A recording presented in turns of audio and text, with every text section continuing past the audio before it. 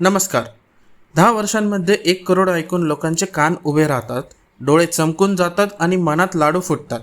करोडपती बनायला फक्त 10 वर्षे, काही मस्करी नाही आहे. कोणाची इच्छा नाही आहे की त्याच्या बँक अकाउंटमध्ये 1 करोड रुपये नसू दे. 1 करोड रुपये असतील तर माणूस सुखी बनू शकतो. ते 1 करोड कमवणे लाईफमधला एक बेंचमार्क आहे. ज्याच्याकडे इतके पैसे आहेत त्याला लाईफमध्ये सेटल्ड वाटतं. त्याचे नातेवाईक आपोआप प्रेम दाखवतात आणि महत्त्वाचा फायदा म्हणजे मनाचा स्वाभिमानही वाढतो. टेन्शन कमी राहतात, जीवनाची लढाई थोडी सोपी वाटते. जर 1 करोड बँकमध्ये असतील तर आपण ते डायरेक्ट खर्च करून नाही चालणार. त्याचा खर्च करण्याचा एक नियम आहे.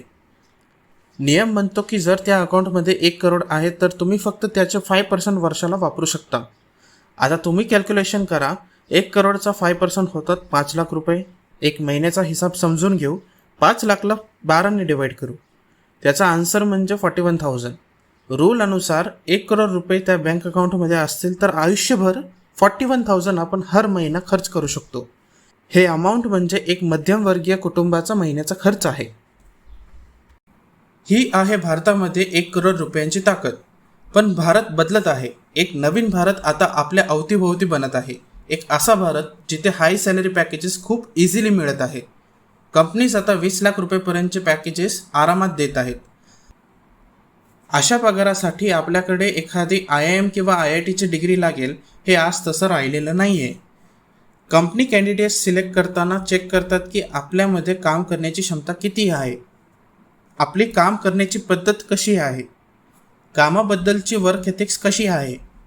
हे जर तुम्ही योग्यपणे सिद्ध केलं तर कंपनीज मोठा पगार देण्यापूर्वी मागे पुढे बघत नाही. मोठ्या पगारासोबत मोठे टॅक्सेस पण लागतात. एक व्यक्ती जो वार्षिक 20 लाख कमवतो त्याला त्याच्यावर 5 लाख रुपयेपेक्षा जास्त टॅक्स द्यावा लागेल. तुम्ही हे समजा की जर तुमच्या बँकमध्ये 1 करोड आले तर त्याचे वर्षाचे व्याज 5 लाख होईल. ते तर फक्त टॅक्स भरण्यासाठी वापरले जातील. पुढचा प्रश्न आहे, बिना जास्त मेहनत केल्याशिवाय 10 वर्षात 1 कोटीचं लक्ष्य कसं पूर्ण करायचे. मी आशा करतो की तुम्ही गणित काही मॅथ्स करण्यासाठी तयार आहात. ही माहिती तुमच्या पुढील जीवनामध्ये क्लॅरिटी आणायला मदत करेल. 10व्या वर्षात 1 करोड रुपये जमा करायचे असतील तर गणित सरळ आहे मित्रा. दरवर्षी 10 लाख रुपये साईडला ठेवायचे पुढील 10 वर्षासाठी. पण हा झाला कोणतीही रिस्क न घेता निवडलेला मार्ग. कोणतेही रिटर्न्स न मिळता 1 करोड साठवण्याचा मार्ग. यावर आमच्याकडे एक उपाय आहे. तुम्हाला अर्धे म्हणजे 5 लाख रुपयेच जमा करायचे आहेत पुढील 10 वर्षासाठी आणि 10 वर्षानंतर तुमचे 1 करोड बनून जातील. आता तुम्ही विचार करत असाल की आम्ही कोण तुम्हाला हे सांगणारे, आमचे बोलणे तुम्ही गांभीर्याने का घ्याल. तर दादा, आम्ही एक सेबी रजिस्टर्ड इन्व्हेस्टमेंट ॲडवायझर आहोत. जसे बँकांचा रेग्युलेटर RBI आहे तसे शेअर बाजार, कंपनी आणि इन्व्हेस्टमेंटविषयी कंपनींचा रेग्युलेटर आहे securities exchange board of India, ज्याला आपण सेबी म्हणून ओळखतो. मित्रांनो, लायसन्समुळे तुम्हाला समजून जाईल की आम्ही इन्व्हेस्टमेंट अँड फिनान्शियल प्लॅनिंगचे एक ऑथॉरिटी बरोबरच एक एक्सपर्ट पण आहोत. आम्ही तुम्हाला काही म्युच्युअल फंड विकणार नाही किंवा इन्शुरन्स चिपकवणार नाही. अशा लोकांना फंड मॅनेजिंग कंपनी किंवा इन्शुरन्स कंपनी पगार आणि कमिशन देतात. आम्ही सेबी रजिस्टर्ड फर्म असे काही करू शकत नाही. आम्हाला काही कमिशन, ब्रोकरेज किंवा काही गिफ्ट्स नाही मिळत. आम्हाला फक्त आणि फक्त आमच्या क्लायंट्सकडून फीज भेटते. हे कारणाने आम्ही फक्त आणि फक्त आमच्या क्लायंटच्या भलाईचा विचार करतो. आमची कोणतीही ॲडवाईस तुमच्यासाठी पूर्ण प्रामाणिकपणे आणि without any conflict of interest असेल. सेबीने या सगळ्या गोष्टी बरोबर चेक करूनच आम्हाला हे लायसन्स दिलं आहे. ते प्रत्येक वर्षी आमच्याकडे ऑडिटर्स पाठवून चेक करतात की आम्ही सर्व नियम नीट फॉलो करतो की नाही. थोडक्यात, जर तुम्हाला कोणती लिगल अडचण असेल तर तुम्ही वकीलला कॉल करता. जिथे आरोग्यविषयी समस्या असेल तर तुम्ही डॉक्टरला कन्सल्ट करता. त्याचप्रमाणे जिथे पण तुम्हाला इन्व्हेस्टमेंट डिसिजन करायचे असतील तर तुम्ही सेबी रजिस्टर्ड इन्व्हेस्टमेंट ॲडवायझर मनीधनला कॉन्टॅक्ट करणार. आता पुन्हा मूळ विषयावर येत आहोत. आम्हाला सोल्युशन सांगायचे आहे की 10 वर्षात 1 करोड कसे शक्य होईल, तेही 10 लाखाचे अर्धे फक्त 5 लाख प्रत्येक वर्षी इन्व्हेस्ट करून. बऱ्यापैकी लोक महिन्याप्रमाणे कमवतात, त्यामुळे हे 5 लाखचे कॅल्क्युलेशनला पण महिन्याप्रमाणेच समजून घेऊया. प्रत्येक महिन्याला किती पैसे इन्व्हेस्ट करायचे, याच प्रश्नाचे उत्तर पाहिजे. आणि या प्रश्नाचे उत्तर तेव्हा मिळेल जेव्हा आपण एक नंबरला व्हेरिएबल समजू. त्याच्याशिवाय आपले मॅथमॅटिकल इक्वेशन सॉल्व्ह नाही होणार. प्रश्न असा आहे की जे पैसे प्रत्येक महिने इन्व्हेस्ट होतील त्यावर किती रिटर्न एक्सपेक्ट करू शकतो. तुम्ही पैसे इन्व्हेस्ट कराल पण त्यावर काही फायदा होणे गरजेचे आहे. या फायद्याचा अंदाज असायला हवा. हे रिटर्न एक्सपेक्टेशन एक आकडा नंबर आहे जो पर्सेंटेजमध्ये सांगितला जाऊ शकतो. जर हे रिटर्न आपण नाही कमवू शकलो तर आपल्याला 10 वर्षात 1 करोड नाही मिळणार, किंवा जर रिटर्न जास्त मिळाले तर आपण 10 वर्षाच्या आधीच करोडपती होऊ शकतो. सेबीद्वारा निर्देशित इन्व्हेस्टमेंट ॲडवायझरप्रमाणे आम्ही 12% रिटर्न पकडून चाललो आहोत. याचा अर्थ आपल्याला दरवर्षी 12% कंपाऊंडेड ग्रोथ रिटर्न मिळेल. आता हा आकडा आम्ही अंदाजे हवेतच पकडलेला नाही, तर याच्या पाठीमागे एक लॉजिक आहे. बँकमधला फिक्स्ड डिपॉझिट सर्वांनाच माहीत आहे. आपण त्याला सेफ इन्व्हेस्टमेंट रिटर्न म्हणून कन्सिडर करतो आणि त्यामुळेच ते रिटर्नही कमी देतात. रिस्क कमी तर रिटर्न कमी आणि रिस्क जास्त तर रिटर्न्सही जास्त. भारतामध्ये FDचा इंटरेस्ट रेट आहे अंदाजे 8%. तर मित्रांनो, कोणत्या पण इन्व्हेस्टमेंटवर रिटर्न एक्सपेक्टेशन्स असतात आणि ते म्हणजे जे कॉस्ट ऑफ कॅपिटल आहे त्याच्यावर रिस्क प्रीमियम हा 4%चा समजू. म्हणजे जो विदाऊट एनी रिस्क रिटर्न आहे, जसे की FD सारखा 8%, त्याच्यावर 4% एक्स्ट्रा. तर असे 8 + 4 मिळून 12% रिटर्न होतात. ही होती 12% गृहीत धरण्यापाठीमागची थिअरी.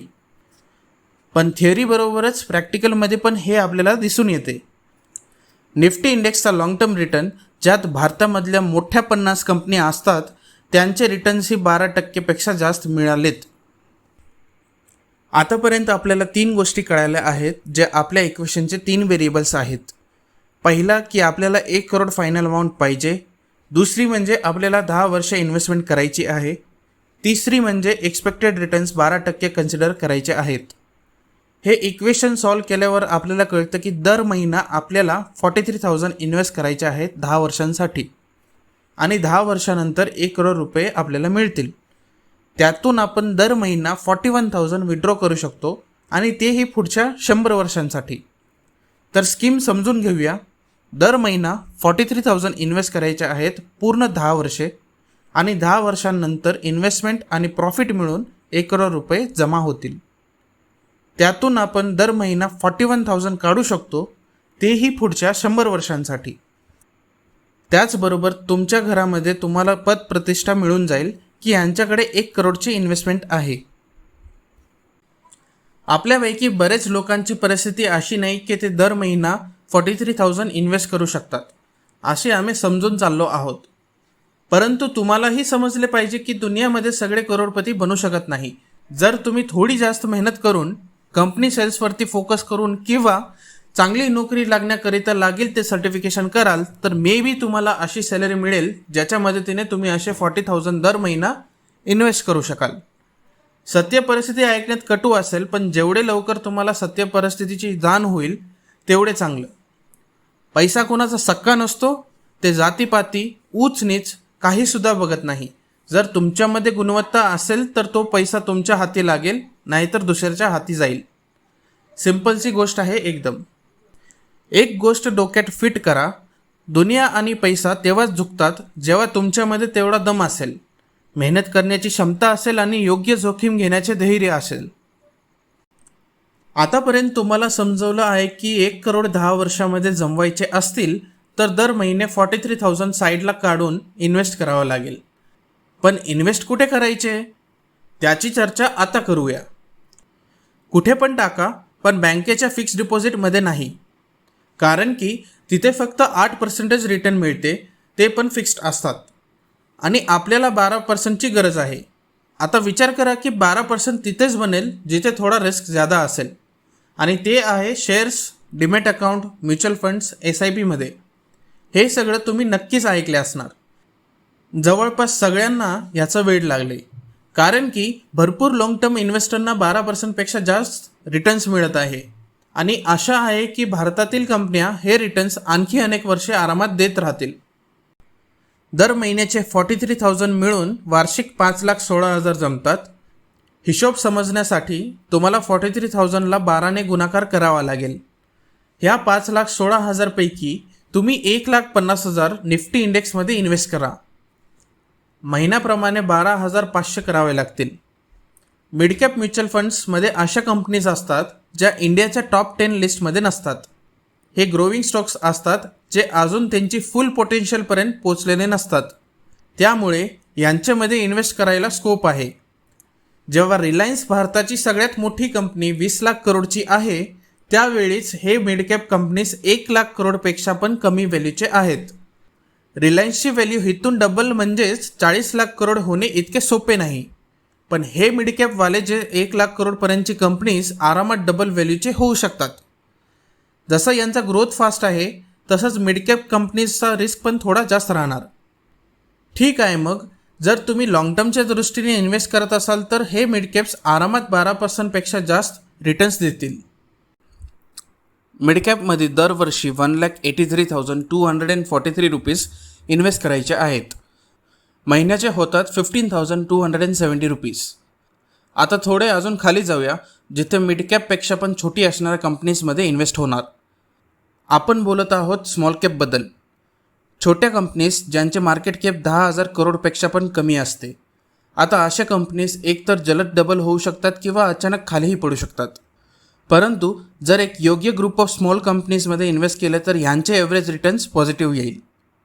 ऐतिहासिकदृष्ट्या स्मॉल कॅपने सर्वाधिक रिटर्न्स दिलेत कारण की त्यांचे रिस्क पण अधिक असते.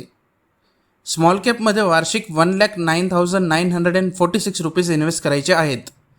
महिन्याप्रमाणे 9,162 रुपीज होतात. वार्षिक 5,16,000 पैकी अजून 73,000 इन्व्हेस्ट करायचे बाकी आहे. हे 73,297 रुपीज एक खूपच रिस्की आणि ॲग्रेसिव्ह स्ट्रॅटेजीमध्ये इन्व्हेस्ट होणार. आतापर्यंत तुम्हाला थोडे स्टेप्स तर समजले असतील. पहिली म्हणजे जर तुम्ही दर महिना 40,000 पेक्षा जास्त सेव्ह करू शकाल तर 10 वर्षामध्ये 1 करोड रुपये जमण्याचे चान्सेस वाढतात. आता जे हे 1 करोड बनतील त्याचे 5% होतात वार्षिक 5 लाख, महिन्याचे 40,000 होतात.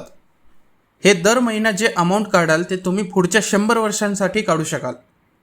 हा काही ठाम सल्ला नाही, फक्त एक उदाहरण आहे.